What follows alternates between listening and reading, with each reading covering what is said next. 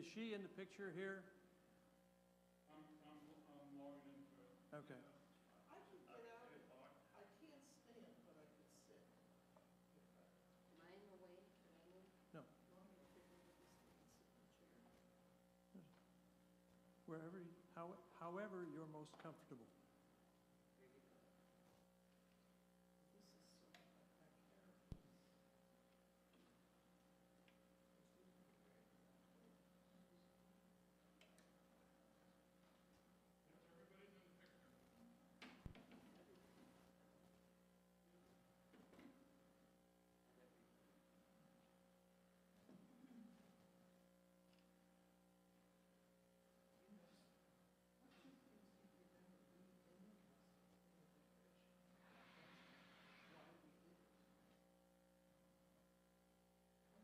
This is so,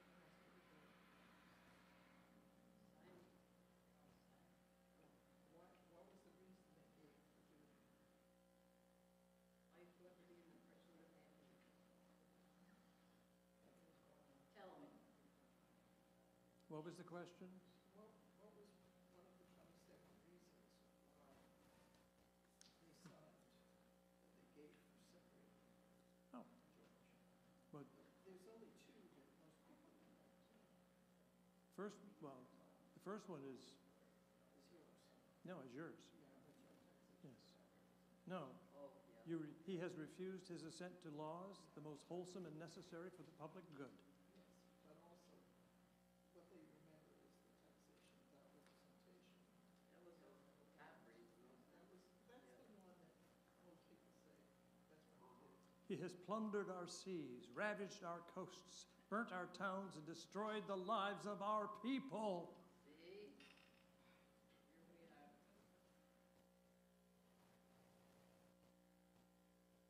Thumbs up the earth. When you hear what Jefferson calls the Indians.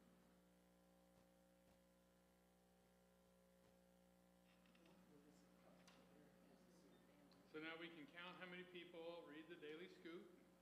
Really? Or how many people read the TV monitors? Those are the men.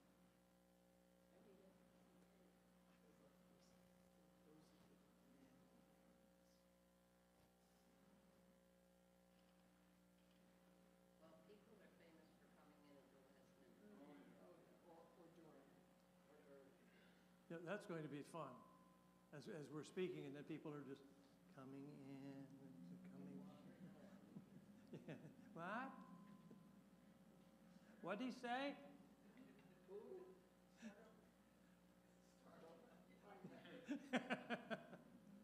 What did you mean by? Well, that's what I was expecting. How long did you say it was to go through the whole thing? Oh, somewhere between 5 and 10 minutes. Yeah. Oh, I thought you were I mean, I don't think I've ever heard anybody read it from beginning to end, but No. to look at Exactly. the document, you'd think it would be, Yeah. I never have read it all the way through. That's why Right. I was surprised by it. But he's studied it, but I Some parts of it. right? Did anybody bring their copy of it? Did you put a copy of There's it? no sign in. No. Do I have a copy? You think I want them reading along and say, oh, he missed one word? Listen, 'cause I thought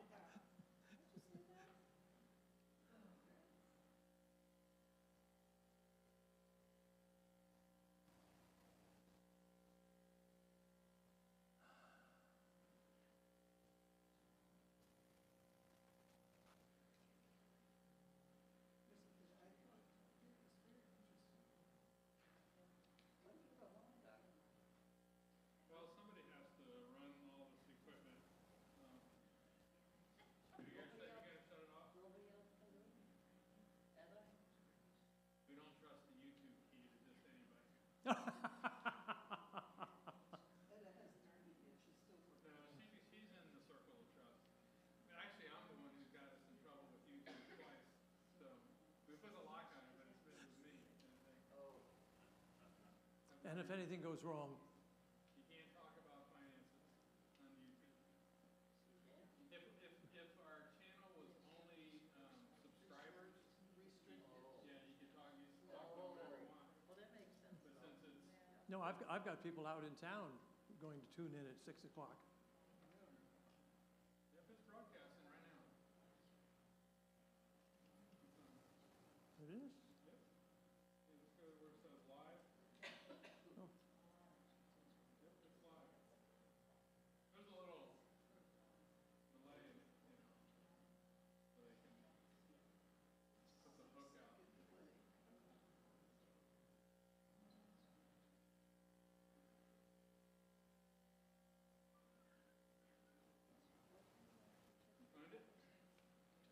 Oh, there we go, live, says live stream. I got it twice. Well, those are just because those are live podcasts. Oh, Um, oh, there we go. It'll boot up. This was the final signing on today, and they had enough signatures, and they submitted it on the day. No, they submitted it 2 days earlier, but it took this long to get, how are we going to get this out? Because they'd already distributed to different, They had no means to figure out. it's all in here. If you listen, I'll explain it. Why? I will explain that in here. Are we going to explain it? Yes, I will mention that. All right. And you were the last one to sign. No, I thought the trade you was the last one. there are certain liberties taken into play. No, when it came to Georgia, I was the signature, but there were other signatories after me. Yeah. The 13 states, right, they needed unanimous. Every state had to have a representative to sign. Yeah, because there was a lot of controversy. And take this out, put that in. Obviously, some of the writing of this is really torture, Mm-hmm. which meant to me that there was conflict. Easy work.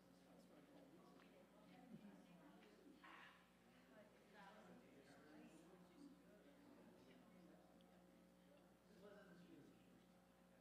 There was a lot of argument. Did any of you see the play from 1776? The argument cleared out the house one day. Arguing with people upset.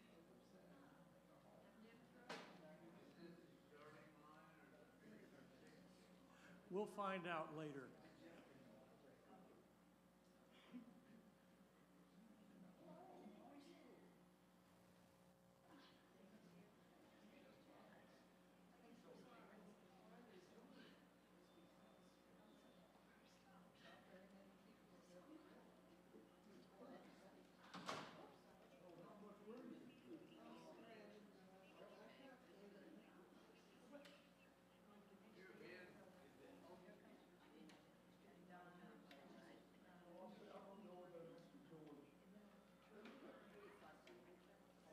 Like most of us, well,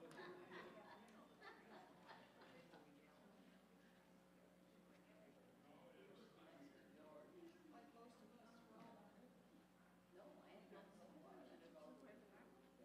I don't know.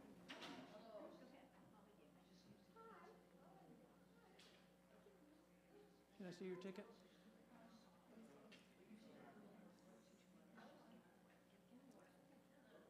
Oh dear.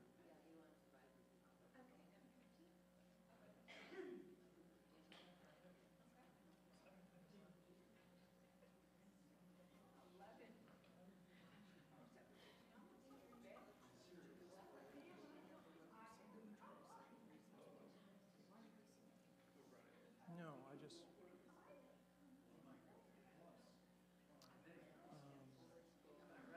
I re- no. I don't state in here how many words are in it either.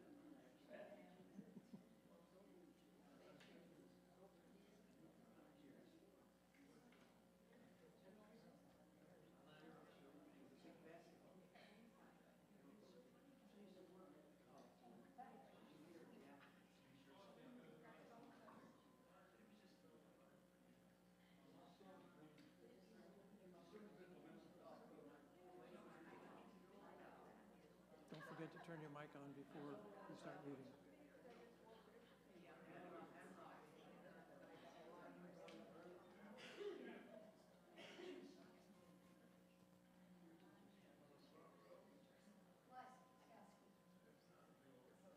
Testing.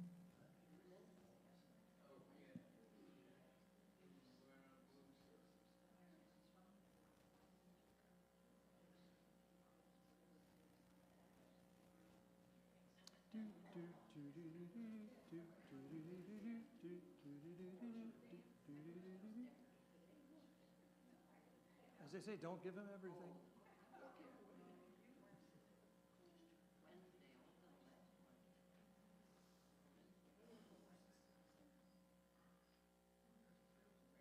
Well, we certainly thank Mr. Booth for doing this for us.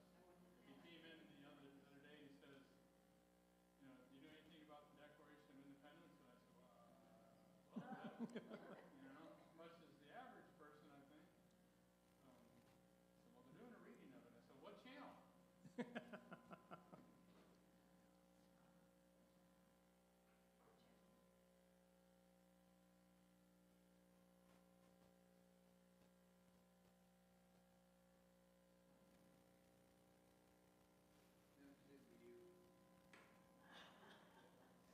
now maybe you're going to turn your ringer off on your phone.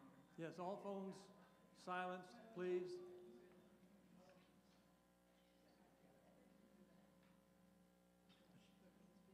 Yeah.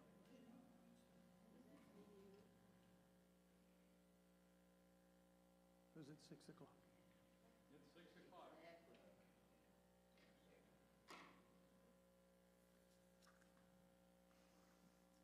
Good evening. My name is Thomas Mook. I'm here with Nancy Noonan to read the Declaration of Independence. Why we are doing this will be explained. The Declaration of Independence. How did it happen? In the early 1770s, more and more colonists became convinced that Parliament intended to take away their freedom. In fact, the Americans saw a pattern of increasing oppression and corruption happening all around the world. Parliament was determined to bring its unruly American subjects to heel. Britain began to prepare for war in early 1775. The first fighting broke out in April in Massachusetts.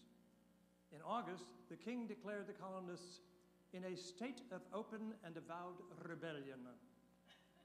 For the first time, many colonists began to seriously consider cutting ties with Britain. The publication of Thomas Paine's stirring pamphlet, Common Sense, in early 1776, lit a fire under this previously unthinkable idea. The movement for independence was now in full swing. On July 2nd, 1776, the Second Continental Congress voted to declare independence. 2 days later, it ratified the text of the Declaration. Copies were sent to the various committees, assemblies, and commanders of the Continental troops. One copy, which was just recently discovered, reached King George III months later. The official British response scolded the misguided Americans and their extravagant and inadmissible claim of independency. It was felt, since it was very difficult to get this document out to the public in printed form, and recognizing that much of the public was unschooled in reading, that this document should be read out loud to the public at large. The first public reading was on July 8, 1776, at 6 p.m. by Colonel John Nixon in the State House yard on the steps of the Capitol in Philadelphia.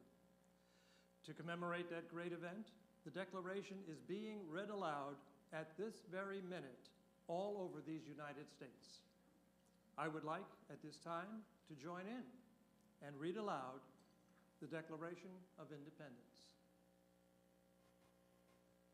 The unanimous declaration of the 13 United States of America. When in the course of human events, it becomes necessary for one people to dissolve the political bands which have connected them with another, and to assume among the powers of the earth the separate and equal station to which the laws of nature and of nature's God entitle them, a decent respect to the opinions of mankind requires that they should declare the causes which impel them to the separation.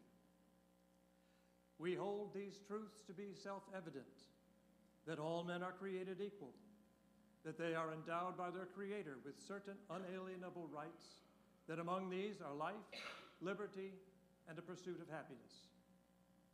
That to secure these rights, governments are instituted among men, deriving their just powers from the consent of the governed, that whenever any form of government becomes destructive of these ends, it is the right of the people to alter or to abolish it, and to institute new government, laying its foundation on such principles and organizing its powers in such form as to them shall seem most likely to affect their safety and happiness.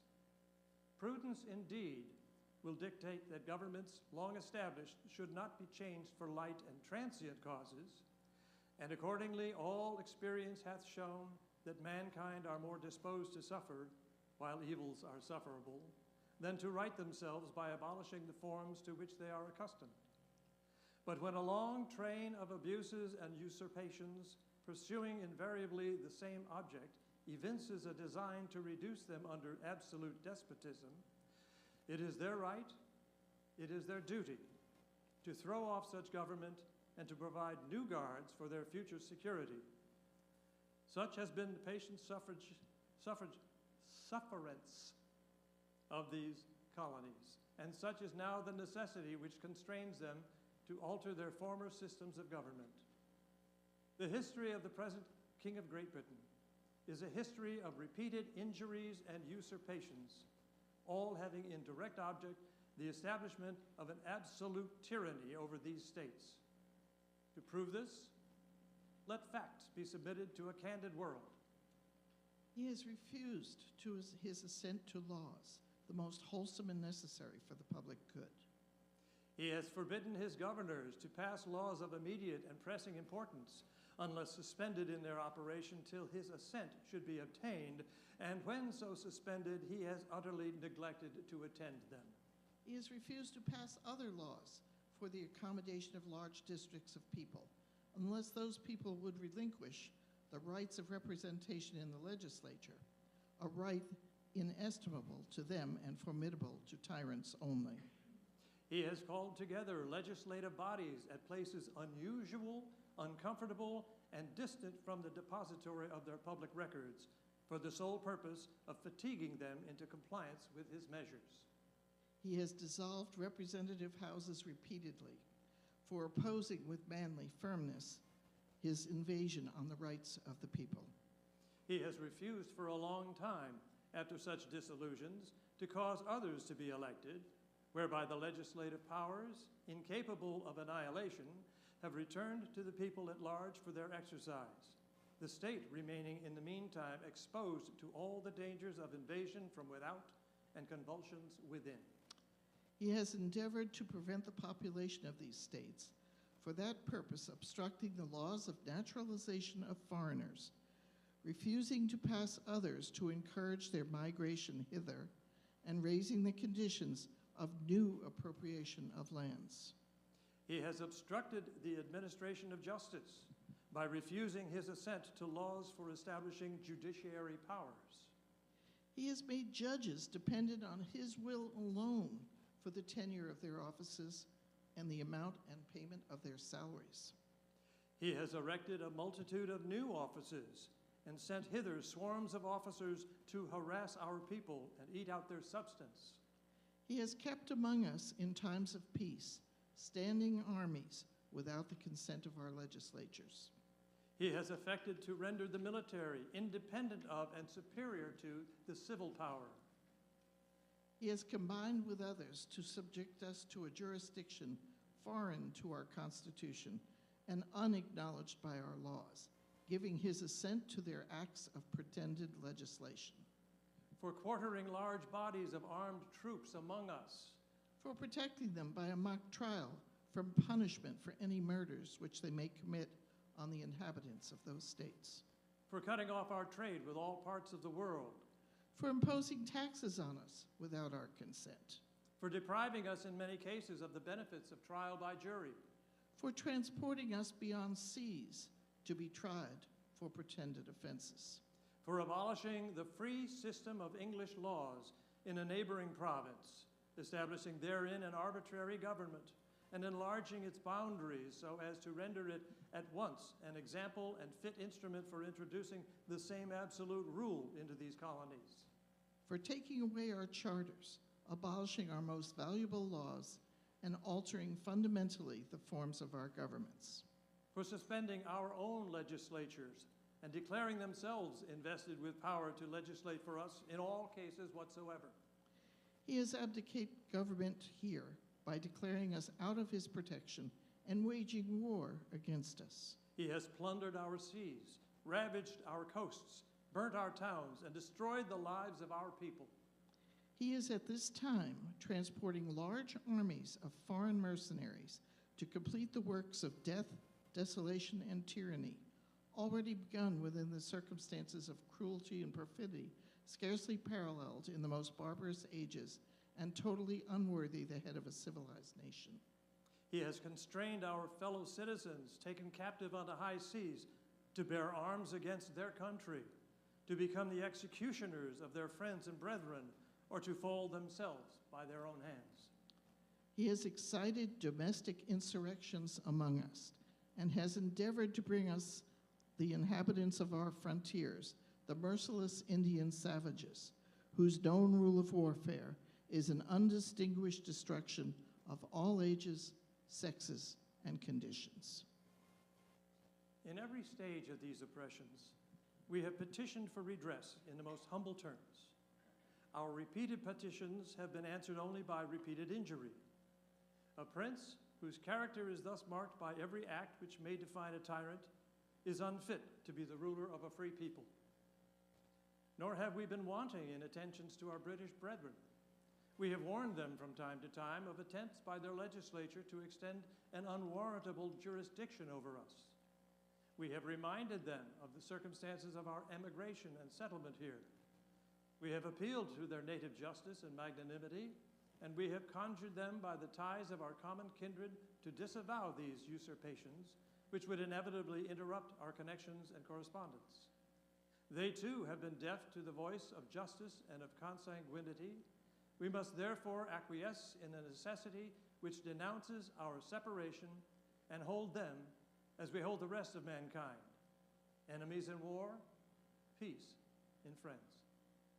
We therefore, the representatives of the United States of America, in General Congress assembled, appealing to the Supreme Judge of the world for the rectitude of our intentions, do, in the name and by authority of the good people of these colonies, solemnly publish and declare that these united colonies are, and of right ought to be, free and independent states, that they are absolved from all allegiance to the British Crown, and that all political connection between them and the state of Great Britain is and ought to be totally dissolved, and that as free and independent states, they have full power to levy war, conclude peace, contract alliances, establish commerce, and to do all other acts and things which independent states may of right do.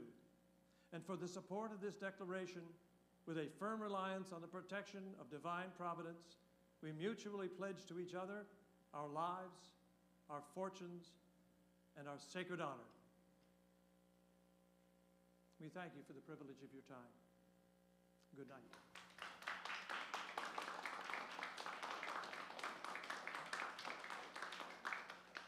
Thank you, Nancy. Great job. We're done.